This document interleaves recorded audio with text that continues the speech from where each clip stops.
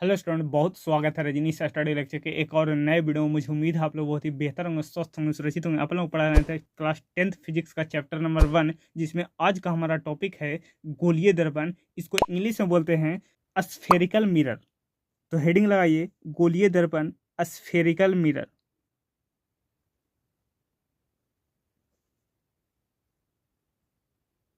Spherical mirror. Copy pen लेकर के बैठेगा, क्योंकि एक एक बिंदु को हम डिफाइंड करने वाले हैं, एक एक पॉइंट को हम लोग डिफाइंड करने वाले हैं, ठीक है। और जो भी आपको कहा जाए लिखने के लिए, या तो कॉपी में या तो हमारे कमेंट बॉक्स में लिखिएगा, ठीक है। चलिए क्लास को स्टार्ट करते हैं। देखिए, दर्पण। दर्पण हम लास्ट क्लास में पढ़ चुके हैं। दर्पण क्या होता है, देखिए दर्पण पहले समझते हैं क्या होता है। दर्पण एक ऐसी चिकनी सपाट सतह जो कि प्रकाश के परावर्तन के नियम को पालन करता है। मतलब क्या होता है कि जब हम दर्पण के सामने खड़े होते हैं तो उनसे प्रकाश टकरा करके हमारे चेहरा पर आता है, फिर हमें प्रतिबिंब दिखता है, ठीक है। क्लियर है? हाँ, तो ये क्या होता है, प्रकाश का परावर्तन होता है, ठीक है। तो वैसी चिकनी या सपाट सतह जिससे प्रकाश का परावर्तन होता है, उसी को बोलते हैं हम लोग दर्पण। दर्पण मुख्यतः दो प्रकार के होते हैं। दर्पण दर्पण यानी कि इसको इंग्लिश में बोलते हैं मिरर। मिरर दो प्रकार के होते हैं। मुख्यतः कितने प्रकार के होते हैं? दो प्रकार के होते हैं। पहला होता है समतल दर्पण, समतल दर्पण प्लेन मिरर, और दूसरा होता है गोलीय दर्पण, गोलीय दर्पण जिसको बोलते हैं स्फेरिकल मिरर, ठीक है। देखिए, समतल दर्पण हम लास्ट क्लास में बात कर चुके हैं। समतल दर्पण क्या होता है? समतल दर्पण क्या होता है कि ये एक समतल हिस्सा होता है, समतल सतह होता है, जिसका एक भाग रचित होता है, और ये होता है इसका परावर्तक पृष्ठ, परावर्तक पृष्ठ, ठीक है, जिससे परावर्तन होता है, ठीक है। ये एक समतल भाग होता है जिसका एक भाग रचित किया होता है, ठीक है। ये होता है समतल दर्पण। हम लोग समतल दर्पण के बारे में डिटेल डिस्कशन कर चुके हैं पिछले लेक्चर में। आपने नहीं देखा है तो लिंक आपको डिस्क्रिप्शन में मिल जाएगा, आप वहां से जाके आप देख सकते हैं, ठीक है। बात करते हैं गोलीय दर्पण के ऊपर कि गोलीय दर्पण क्या होता है। देखिए, गोलीय दर्पण ऐसा दर्पण होता है जो कि वक्रित होता है, ठीक है। इस प्रकार से क्या होता है, वक्रित होता है, ठीक है। तो वैसा दर्पण, एक लाइन की परिभाषा आपको बता रहे हैं, वैसा दर्पण जो किसी खोखले गोले का भाग होता है और क्या होता है, वो वक्रित होता है, वो कहलाता है गोलीय दर्पण, ठीक है। तो आप सिंपल लिख सकते हैं कि गोलीय दर्पण क्या होता है। गोलीय दर्पण, गोलीय दर्पण वैसा दर्पण, वैसा दर्पण, वैसा दर्पण जो किसी, जो किसी खोखले गोले का भाग होता है,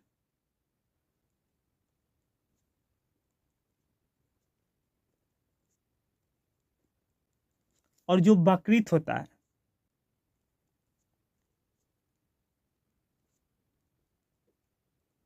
ये कहलाता है गोलीय दर्पण स्फेरिकल मिरर।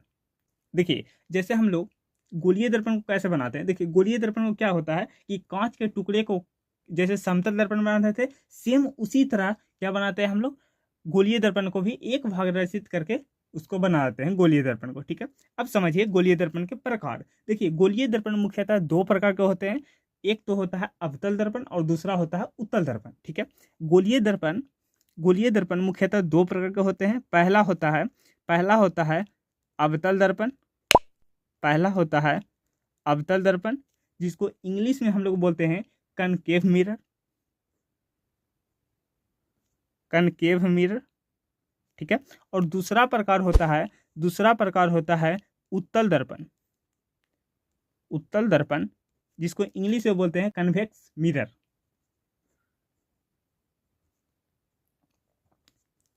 कन्वेक्स मिरर,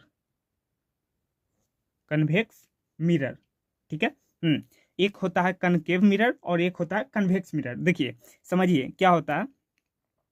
अगर हम वक्रित सतह को, मान लीजिए ये वक्रित सतह है, इस प्रकार से, इस प्रकार से कांच के टुकड़ा है, ठीक है, जिसका सतह क्या है, वक्रित है, मतलब ये इस प्रकार से है, ठीक है। देखिए, अगर हम इस कांच के टुकड़े को, ठीक है, अगर हम इस सतह को, अगर हम बाहर से रचित कर देते हैं, अगर हम इस सतह को, अगर हम बाहर से रचित कर देते हैं, तो इसका परावर्तक सतह कौन हो गया, इसका परावर्तक सतह ये हो गया, ये हो गया इसका परावर्तक सतह, ये हो गया इसका परावर्तक सतह। मतलब क्या होता है कि अवतल दर्पण का, देखिए आप खुद से अपना परिभाषा बना सकते हैं, ठीक है। अवतल दर्पण का क्या होता है, अवतल दर्पण में जिसका परावर्तक सतह धंसा होता है। देखिए, इसका परावर्तक सतह जो क्या है, अंदर की ओर धंसा हुआ है, ठीक है, इस प्रकार से परिभाषा बनाना होता है, ठीक है, एग्जाम के अंदर, ठीक है, खुद से आप बना सकते हैं।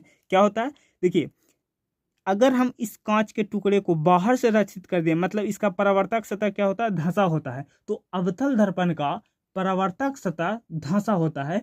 इस बात को आप नोट करिए कि अवतल दर्पण का परावर्तक सतह धंसा होता है, ये होता है अवतल दर्पण, ठीक है, कनकेव मिरर, ठीक है। अब देखिए उत्तल दर्पण सेम उसी प्रकार से बनाएंगे। अब रचित करने की बात आया तो अवतल दर्पण में क्या करते हैं हम लोग, अंदर से रचित कर देते हैं, ठीक है, इस प्रकार से।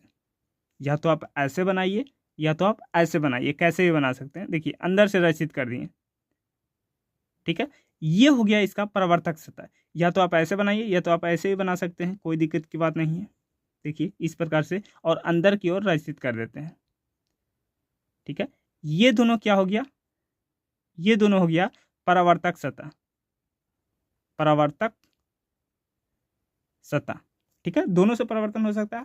अब देखिए उत्तल दर्पण का परिभाषा कैसे बना सकते हैं, जिसका परावर्तक सतह बाहर की ओर उभरा हो, बाहर की ओर उभरा हो, ठीक है, और इसका भीतर क्या होता है, रचित किया हुआ होता है, ये कहलाता है उत्तल दर्पण, ये कहलाता है उत्तल दर्पण, कन्वेक्स मिरर। क्लियर है यहाँ तक। पहले आप इन दोनों को पहले अच्छा से डिफाइन कर लीजिए। अवतल दर्पण क्या होता है, जिसका परावर्तक सतह धंसा होता है, ठीक है, और बाहर की ओर क्या होता है, रचित किया हुआ होता है, ये कहलाता है अवतल दर्पण। उत्तल दर्पण क्या होता है, जिसका परावर्तक सतह उभरा होता है और अंदर से रचित किया हुआ होता है, ये कहलाता है उत्तल दर्पण, कन्वेक्स मिरर। यहाँ तक क्लियर। अब देखिए अब कुछ महत्वपूर्ण बिंदु होता है जो समझिए। देखिए ये जो बिंदु है, ये जो वक्रित सतह है उसका सेंटर हो गया, ठीक है, इसको बोल देते हैं पी। पी का मतलब होता है ध्रुव, ध्रुव का मतलब होता है पोल, ठीक है। ये क्या हो गया, ये जो पी है, ये जो पी है वो क्या है, ये है ध्रुव, ये है ध्रुव पोल, जिसको पोल कहते हैं, ठीक है, इंग्लिश में। क्लियर। अब देखिए अब आप इसको देख सकते हैं, ठीक है, ध्यान से देखिए, तो ये एक गोलीय का हिस्सा लग रहा है, ये एक गोला का हिस्सा दिख रहा है आपको, ठीक है, इस प्रकार से एक गोला का हिस्सा है, ठीक है।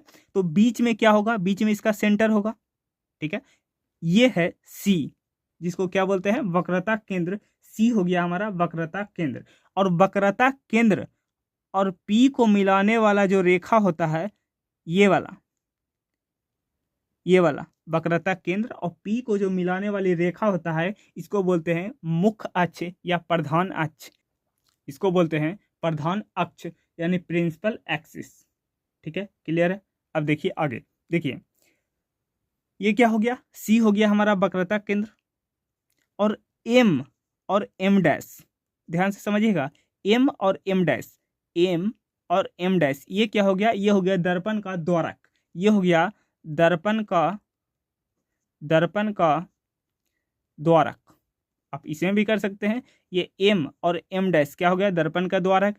ये जो बीच में है ये सेंटर, इसको बोल देते हैं पी, और ये एक गोलीय का हिस्सा है, मतलब गोला का एक हिस्सा है, ठीक है, तो इसका बीच में क्या आएगा, सेंटर, ठीक है। तो ये हो गया वक्रता केंद्र, और इसको जो मिलाने वाली रेखा है, इसको जो मिलाने वाली रेखा है, ये क्या कहलाएगा, ये कहलाएगा प्रधान अक्ष या मुख्य अक्ष, ठीक है, ठीक है। और देखिए, और देखिए समझिए, और वक्रता केंद्र ये क्या है, ये है वक्रता केंद्र, ये है वक्रता केंद्र। देखिए एक एक पॉइंट को लिखते चलिएगा वरना आप भूल जाइएगा, ठीक है, कौन सा पॉइंट कहाँ है, ठीक है, लिखते चलिएगा, ठीक है। तो सी हो गया हमारा वक्रता केंद्र, ठीक।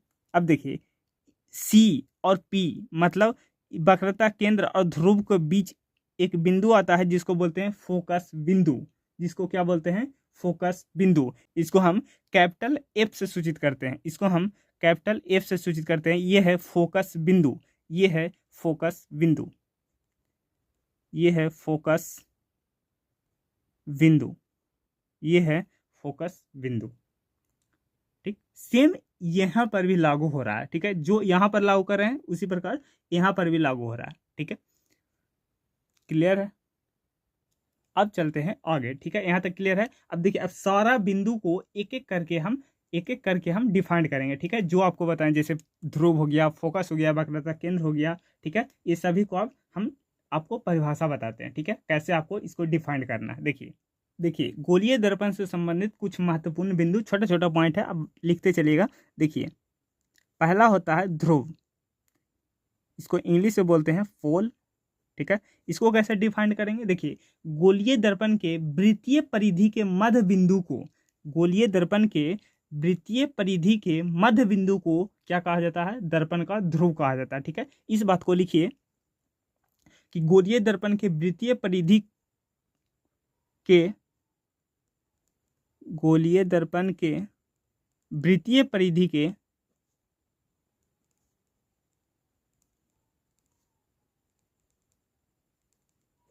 परिधि के मध्य बिंदु को, मध्य बिंदु को क्या बोलते हैं, दर्पण का ध्रुव बोलते हैं, ध्रुव कहा जाता है, ठीक है। इसे प्रायः P द्वारा सूचित किया जाता है, इसे प्रायः P द्वारा सूचित किया जाता है। किससे द्वारा सूचित किया जाता है, P द्वारा सूचित किया जाता है, याद रखिएगा, ठीक है। अब आता है वक्रता केंद्र, सेंटर ऑफ कर्वेचर। अगला बिंदु आ रहा है वक्रता केंद्र, इसको इंग्लिश में बोलते हैं centre of curvature, centre of curvature, centre of curvature, ठीक है। देखिए गोलीय दर्पण जिस खोखले गोले का भाग होता है, लिखिएगा गोलीय दर्पण जिस खोखले गोले का भाग होता है, खोखले गोले का भाग होता है, गोलीय दर्पण जिस खोखले गोले का भाग होता है उसके केंद्र को वक्रता केंद्र कहा जाता है, उसके केंद्र को वक्रता केंद्र, सेंटर ऑफ कर्वेचर कहा जाता है। इसे प्रायः किससे द्वारा सूचित किया जाता है, C द्वारा सूचित किया जाता है, C द्वारा सूचित किया जाता है, ठीक है। चलिए अगला पॉइंट क्या है, फोकस बिंदु,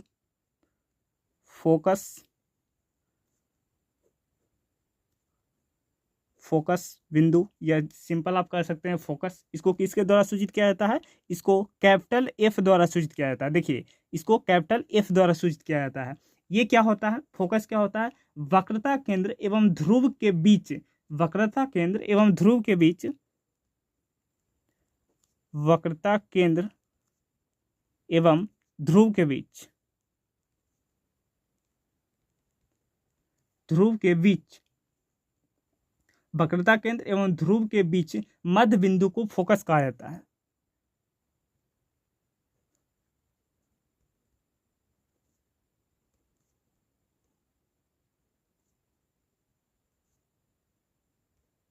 कहा जाता है, ठीक है। अब आता है प्रधान अक्ष या मुख्य अक्ष। अगला बिंदु है प्रधान अक्ष या इसको बोलते हैं मुख्य अक्ष, ठीक है, अक्ष इंग्लिश में क्या बोलते हैं, प्रिंसिपल एक्सिस, प्रिंसिपल एक्सिस। ये क्या होता है, ये होता है एक सीधी सरल रेखा, एक सीधी सरल रेखा वक्रता केंद्र और ध्रुव को मिलाने वाली इस रेखा को क्या बोलते हैं हम लोग, मुख्य अक्ष या प्रधान अक्ष बोलते हैं, ठीक है। तो क्या होता है वक्रता केंद्र, ठीक है, केंद्र एवं ध्रुव P को देखो ध्रुव को हम सिंपल P लिख दिए हैं, ठीक है। ध्रुव को मिलाने वाली सीधी रेखा को क्या बोलते हैं हम लोग बोलते हैं प्रधान अक्ष या मुख्य अक्ष, ठीक है। और देखिए ध्यान दीजिएगा, एक नोट लिखिएगा, एक नोट लिखिएगा जो कि बहुत ज़्यादा इंपॉर्टेंट है और बहुत ज़्यादा काम वाली है, ठीक है, बहुत ज़्यादा, ठीक है। दर्पण की जितनी भी दूरियां हैं, ध्यान से सुनिएगा, दर्पण की सभी दूरियां, मतलब जितनी भी दूरियां हैं, जैसे फोकस दूरी हो गया, वक्रता त्रिज्या हो गया, वस्तु दूरी हो गया, प्रतिबिंब दूरी हो गया, जितनी भी दूरियां हैं ये सभी के सभी दर्पण के ध्रुव से मापी जाती है, दर्पण के ध्रुव से मापी जाती है। सभी दूरियां दर्पण के ध्रुव अर्थात पोल से मापी जाती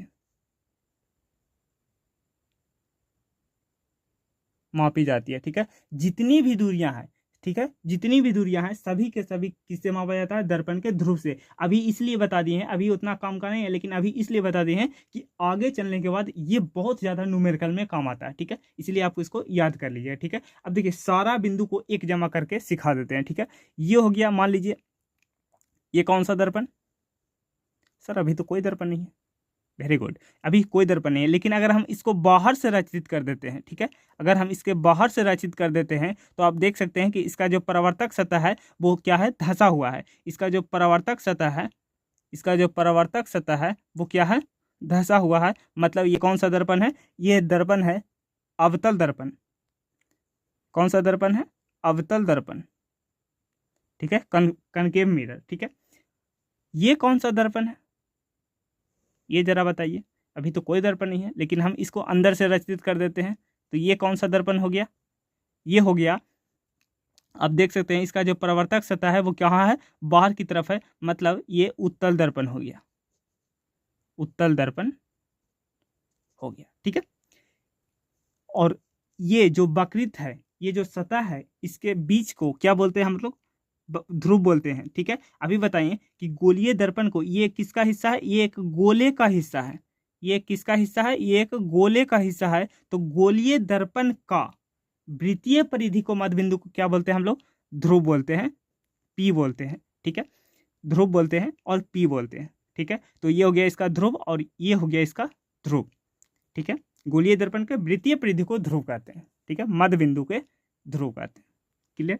अब देखिए वक्रता केंद्र, देखिए गोलीय दर्पण जिस खोखले गोले का भाग होता है, ये खोखला गोले का भाग है अवतल दर्पण, ठीक है। तो इसके केंद्र को हम लोग क्या बोलेंगे? वक्रता केंद्र बोलेंगे, सेंटर ऑफ कर्वेचर बोलेंगे। ये एक किसका हिस्सा है? गोले का हिस्सा है। ये एक किसका हिस्सा है? ये एक गोले का हिस्सा है। और इसके केंद्र को हम लोग क्या बोलेंगे? हम लोग वक्रता केंद्र बोलेंगे, ठीक है, सेंटर ऑफ कर्वेचर बोलेंगे, ठीक है। और वक्रता केंद्र और पी को मिलाने वाली एक सरल सीधी रेखा,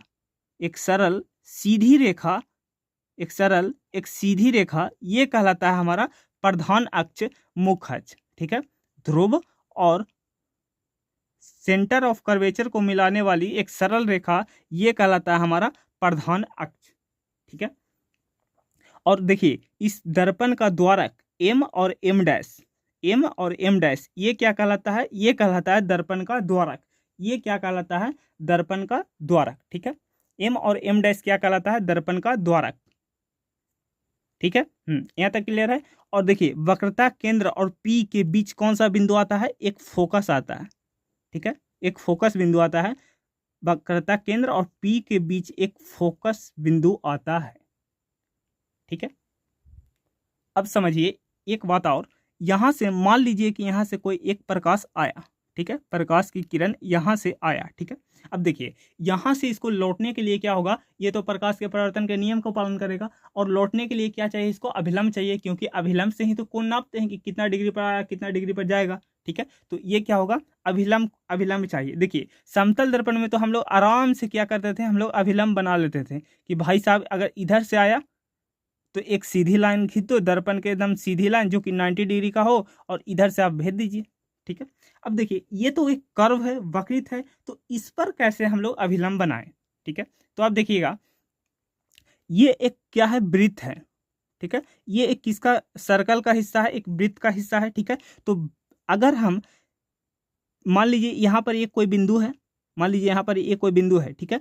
तो अगर हम इस बिंदु को, अगर हम वृत्त के परिधि को, अगर हम वृत्त के सेंटर से मिलाते हैं तो ये एक अभिलंब बनता है, मतलब 90 डिग्री का कोण बनता है। अभिलंब का मतलब 90 डिग्री का कोण बनना चाहिए, ठीक है। तो वृत्त के परिधि को अगर हम उसके सेंटर से मिलाते हैं तो क्या बनता है हमारा, 90 डिग्री का कोण बनता है, अभिलंब को बनता है, ठीक है। तो कोई भी वृत्त में, मतलब कोई भी सर्कल में अगर हम वृत्त के परिधि को अगर हम सेंटर से मिलाते हैं तो ये हमारा बनता है क्या, अभिलंब। ये हमारा बनता है अभिलंब, ठीक है। तो ये क्या हो गया हमारा अभिलंब, ये हो गया हमारा अभिलंब, ठीक है। वृत्त के परिधि से अगर हम वृत्त के परिधि को अगर हम सेंटर से मिलाते हैं तो क्या होता है, ये हमारा बनता है अभिलंब, ठीक है।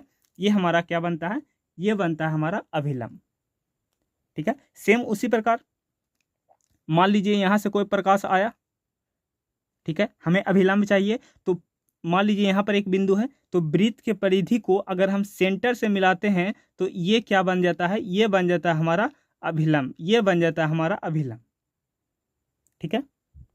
मान लीजिए ये थीटा एंगल पर अभिलंब से ये थीटा एंगल बना रहा है, तो थीटा एंगल पर ही वापस जाएगा, ठीक है। और देखिए अभी अभी बताएं कि सबकी दूरियां अलग अलग होते हैं, जैसे प्रतिबिंब दूरी हो गया, फोकस दूरी हो गया, ठीक है। तो सभी दूरियां किससे मापेंगे, सभी के सभी दूरियां किससे मापेंगे, सभी की सभी दूरियां हम लोग P से मापेंगे, ध्रुव से मापेंगे। तो ये हो गया फोकस दूरी, ये हो गया स्मॉल f। देखिए फोकस दूरी को हम लोग स्मॉल f से सूचित करते हैं, ठीक है। तो ये हो गया स्मॉल f, स्मॉल f क्या हो गया हमारा, फोकस दूरी। स्मॉल f क्या हो गया हमारा, फोकस दूरी। अभी हम माइनस प्लस नहीं बता रहे, ये जब बताएंगे जब चिन्ह परपाटी पढ़ा देंगे तब, ठीक है। चिन्ह परपाटी बनाने के बाद ये फाइंड कर पाइएगा, ठीक है, कि कौन सा दर्पण में हमें माइनस लेना है, कौन सा दर्पण में हमें पॉजिटिव लेना है, ठीक है, मान को, ठीक है। तो ये चिन्ह परपाटी पढ़ने के बाद का टॉपिक है, ठीक है। अभी सिर्फ समझिए कि सभी के सभी दूरियां किससे मापी जाती है, ध्रुव से मापी जाती है, ठीक है। अब देखिए ये थीटा एंगल पर आया है तो थीटा एंगल पर वापस चला जाएगा, ठीक है। अब देखिए अभिलंब बन गया तो यहाँ से ये टकरा करके यहाँ पर ही चला जाएगा, यहाँ पर ये प्रकाश चला गया, ठीक है। इस प्रकार से होता है इमेज इन्फॉर्मेशन। कल की क्लास में हम लोग देखेंगे, ठीक है, किस प्रकार से अवतल दर्पण और उत्तल दर्पण से इमेज बनाया जाता है, ठीक है। अभी सिर्फ मोटा मोटी आप याद रखिएगा, ठीक है। और देखिए दर्पण की सभी दूरियां किससे मापी जाती है, ध्रुव से मापी जाती है। ये होता है फोकस दूरी, स्मॉल f क्या होता है, फोकस दूरी, ठीक है। और ये हो जाएगा वक्रता त्रिज्या, ये हो गया वक्रता त्रिज्या, और हमारा क्या हो गया, वक्रता त्रिज्या, और हमारा क्या हो गया, वक्रता त्रिज्या। सेम इसी प्रकार से यहाँ पर भी हो जाएगा, ये हो जाएगा और वक्रता त्रिज्या, ठीक है, क्लियर है। और एम और एम डैश क्या हो गया, एम एम डैश हो गया दर्पण का द्वारक, दर्पण का द्वारक। और दर्पण का द्वारक क्या होता है, दर्पण की पूरी चौड़ाई को, दर्पण की जितनी भी चौड़ाई है उस चौड़ाई को हम लोग बोलते हैं दर्पण का द्वारक। तो आप लोग इसको भी याद रखिएगा कि दर्पण का द्वारक किसे कहते हैं, दर्पण का द्वारक कहते हैं दर्पण की पूरी चौड़ाई को दर्पण का द्वारक कहते हैं, ठीक है। इसका परिभाषा भी आप लोग याद रखिएगा। पी हमारा क्या हो गया, पी हमारा हो गया ध्रुव, पोल। यहाँ तक क्लियर है तो बताइए, ठीक है। तो इस क्लास को आप लोग बार बार रिवाइज करिएगा क्योंकि कल की क्लास में ये बहुत ज़्यादा काम आने वाला है। हमने एक एक बिंदु को डिफाइन करके बताया कि कौन सा परिभाषा कैसे आपको लिखना चाहिए, ठीक है। तो उम्मीद करता हूँ कि ये क्लास आपको समझ में आया हो। अगर वीडियो समझ में आए तो वीडियो को लाइक करना है, चैनल को सब्सक्राइब करके ही जाना है और अपने दोस्तों के यहाँ जरूर शेयर करिएगा, क्योंकि फिजिक्स को इस प्रकार से पढ़ा जाता है, ठीक है। फिजिक्स को ऐसा पढ़िए कि बोरिंग ना लगे, ठीक है। एक एक चीज़ को समझते चलिएगा तो आपको बहुत चीज़ें आसान लगने लगेगी, ठीक है। तो आज के बाद कोई भी पूछे कि गोलीय दर्पण क्या होता है, तो गोलीय दर्पण एक वक्रित सतह होता है जो कि इसके दो भाग होते हैं। कौन सा, एक अवतल दर्पण और एक उत्तल दर्पण, कनकेव मिरर, कन्वेक्स मिरर, ठीक है। इसके अंदर पॉइंट होता है, एक होता है ध्रुव, एक होता है वक्रता केंद्र और एक होता है फोकस, ठीक है। तीनों को हम लोग अच्छे से डिफाइंड कर लिए हैं। और एक होता है प्रधान अक्ष और एक होता है दर्पण का द्वारक, ठीक है। बहुत ही सिंपल बिंदु है, ठीक है। सभी को आप लोग याद रखिएगा, खाली मेन पॉइंट याद रखिएगा जिससे कि हमें आगे काम आए, ठीक है। क्लियर है। तो चलिए मिलते हैं अगले वीडियो में, तब तक के लिए बाय बाय, टेक केयर, जय हिंद।